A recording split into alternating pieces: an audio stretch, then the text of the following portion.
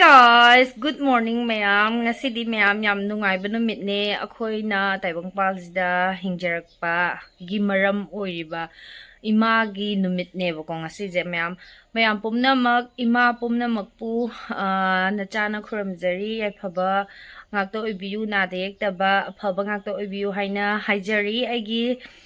video ji ubiba ima pumnamak adagi udaba ima pumnamaktasu imagi numitki yaifaba paujel pijari afaba ngakta oibiyu adudi video dum ngasidi matek namakke bako adu mayam keno yengbiyo pancake coffee hongna saba horaban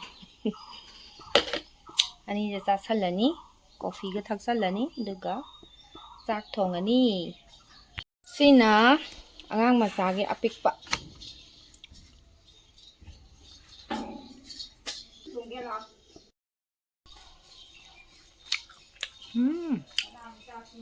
Rồi.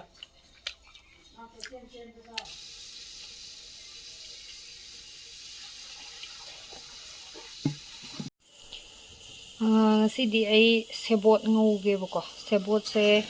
hana ko maoy naga ngari ga tawga ngari miyam hapaga ngaudo adudune bako ado ngari silere tilok chanam silere morok khara san gena morok tekpa khara yamna hape silere sebot ngauba horage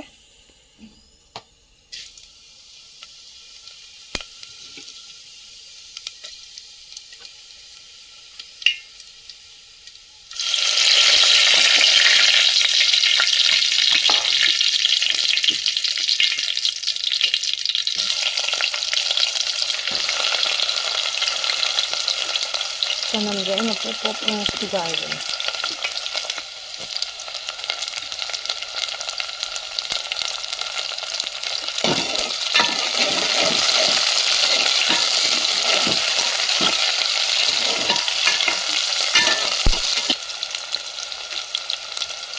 ngari je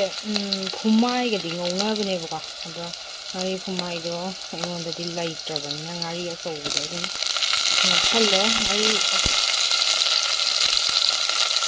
je aso bo ma to ma khale baka do ma khalo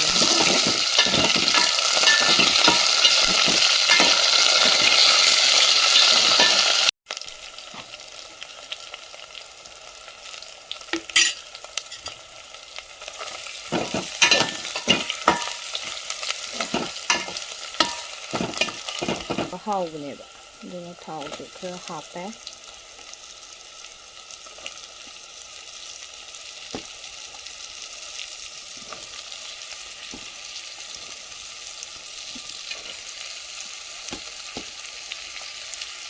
sebot se yamde yame bako horen me dum pathagini ado kango ngaringa gi type ta ngaugodabnya loimamak kena tawgineba pathagidoneba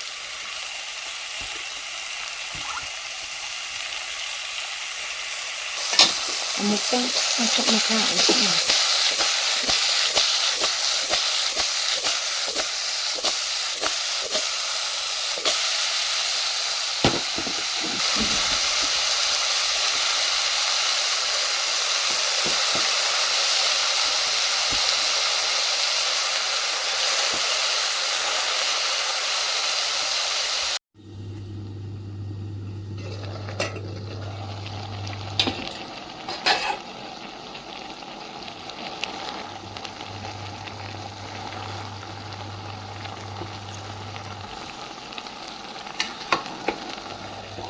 Mahi meyam thole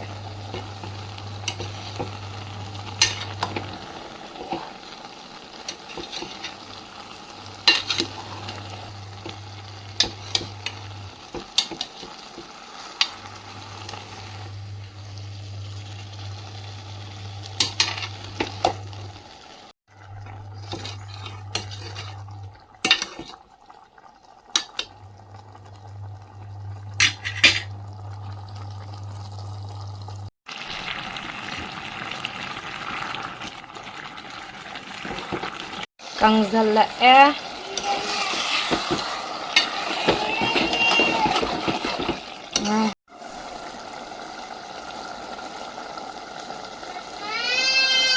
ꯍꯥꯎ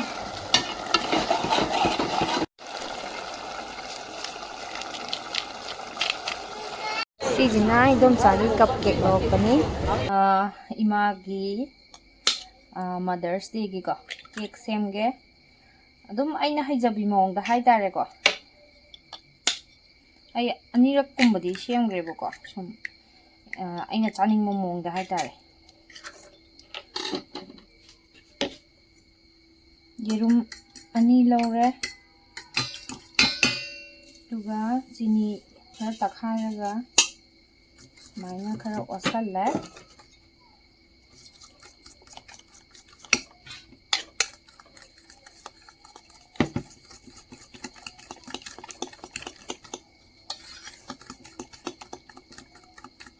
ꯑꯗꯒꯤ ꯊꯥꯎ ꯈꯤꯇꯪ ꯑꯃꯒ ꯍꯥꯞꯆꯟꯒꯦꯀꯣ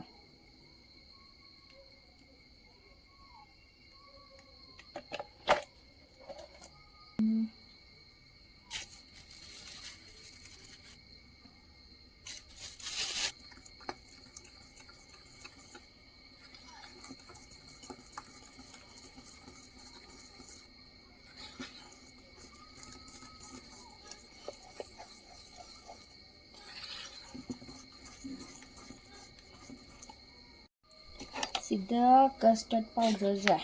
ꯈꯤꯇꯪ ꯍꯥꯞꯆꯟꯒꯦꯀꯣ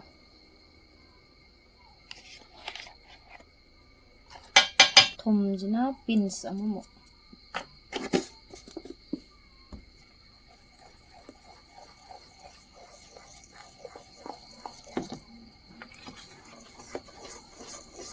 ꯑꯗꯨꯒ ꯌꯨꯝꯗ ꯁꯦꯝꯕ ꯗꯍꯤꯅꯤꯀꯣ ꯁꯤꯁꯦ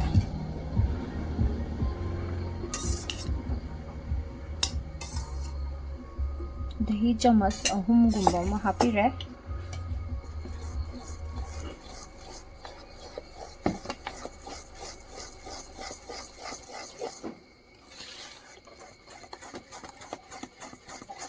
अइदि इनो ओइना हापगेको हापगे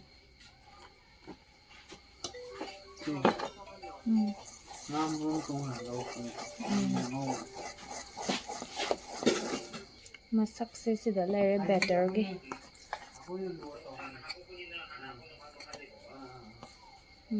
सिदा अइदि केक टिन लेतेबको अदुना सिदा बटर पेपर जु लेते अदुना सिजिना खरा तैबीरनी सिदा लेरे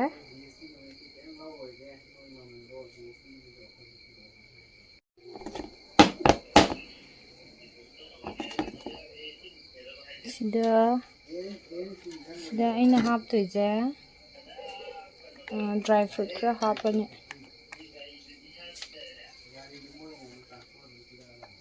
दुगा टूटी फ्रूटी जे खतंग हापचलनी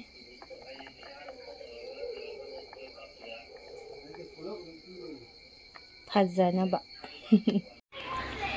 सिदा ngahaktang hapsallaga thamgrage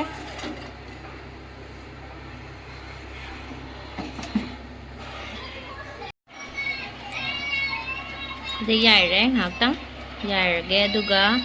final result do yang hanjarake mayam silere nga sinamarum kilo 2 khara hen male ko si thong dhara age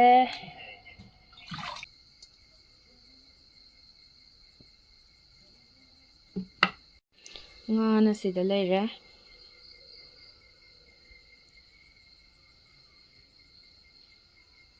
sida leire masak mai masak te leire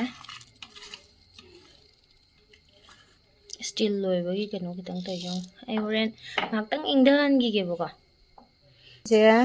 मिथि मरुक अदगी हंगाम मरु करी करा जीरा करी करा लोय सुबनेबको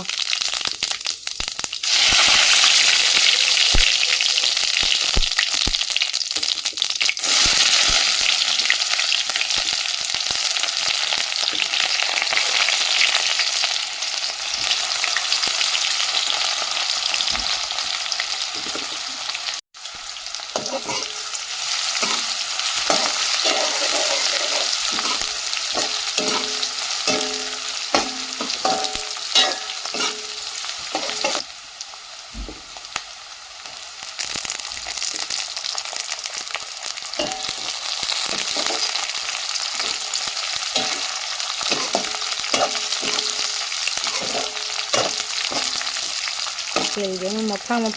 บิดเอาดูดิเนี่ยถึงเงินห่อเนี่ยเลยนะที่จะเอาทอดไป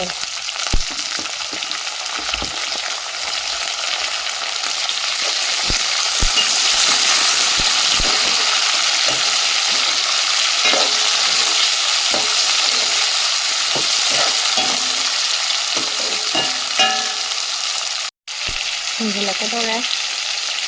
ทิ้งกระหับกันแล้วjuga alu kita enggak headshot kita enggak sangat ini kok itu jangan salah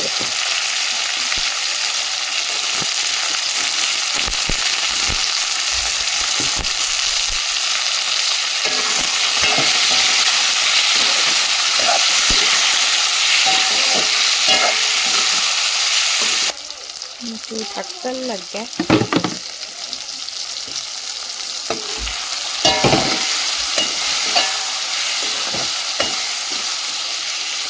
kappa हो गया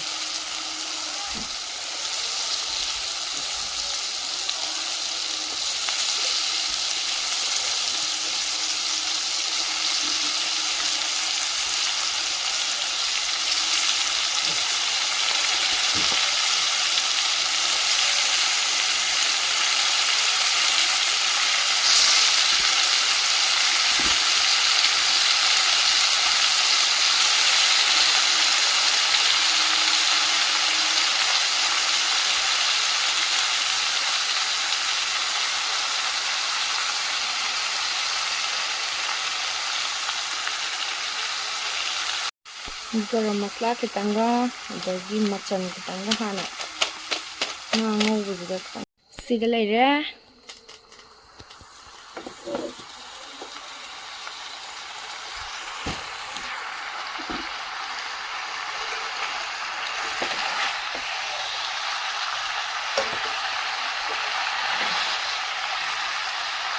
injang mahi ga loi hape mai jeng sai de mut lu re ba koดูยังไม่หักกันแล้วสวรรค์กี่จะงามารุมจะเต่าไปเลยนะตามมันเต่าสันงี้จริงๆจังจ้าก็แต่งามารุมเต่าไปด้วยมาซานะแบบเซมไหมนะเลยไอ้เนี่ยเซมแบบโฮมเมดเด็กโลเคลกี่ทั้งนะกักตัวทุกอย่างนี่เต่าเลยจงสิเต่าเลยจงคุณเลี้ยงอ่ะนี่ชิงงานที่หกสิบกันสิอ่ะข้องบุบกนั่นกักตัวนี่ไงข้อบุบกกักไม่เหนียวบ้างไงข้อแบบสปอนจีดีโอ้ยตัวงาข้อบุบกนั่นกักตัวนี่งาข้อแบบอายุมาทิลเลยตู้งาทางมันแบบอะไรนั่งเตะทางโดมาเนี่ยจักเอาทิลเลยเนี่ยคุดทิลเลยก็โอ้ยยังไงไอ้เนี่ยเชื่อมั้ยเนี่ยสระกันนะคราก็ทาสระกันคราก็ป้าเลยเด็กแบบดูมันก็แค่ตัวอีกจ้ะส้มก็ Happy Mother's Day Thank you เค้กทีรูปเนี่ยบ่อะดองสิดีแม่ลงน่ะระเมดุนะนังฮูดระบายตาอังมัดซาอังก็พิจารณาเสคนมาแม่เล่นบ่บ่sini kaino gi kari foreign gi kari nate local gi thangna foreign gi khukak de ka e do man farm le dai ne how dog di mal ai hana ilake se to pet spongy di oi bajana how bri hon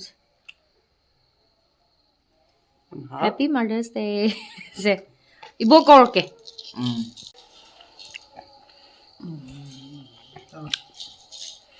khôi bốc lại là cùng được hay rồi Happy Mother's Day Happy Mother's Day ta đi mà Happy Mother's Day Happy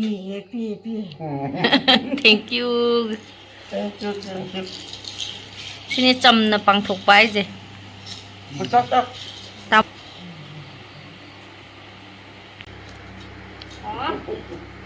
Hầu cho con đi ăn nè. Thôi. ꯑꯩꯗꯤ ꯀꯔꯝ ꯊꯣꯛꯑꯒ ꯈꯟꯕꯅꯦ ꯍꯥꯎꯗ꯭ꯔꯥ? ꯍꯣꯏ ꯆꯥꯊꯣꯛꯑꯒꯦ ꯎꯝ